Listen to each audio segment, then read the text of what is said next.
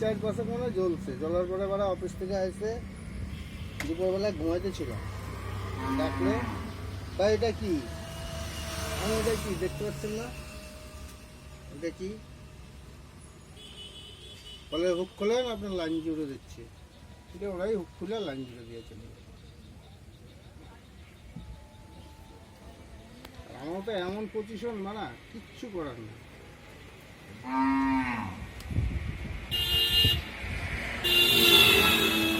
রাত্রেই কি আর দিন নেই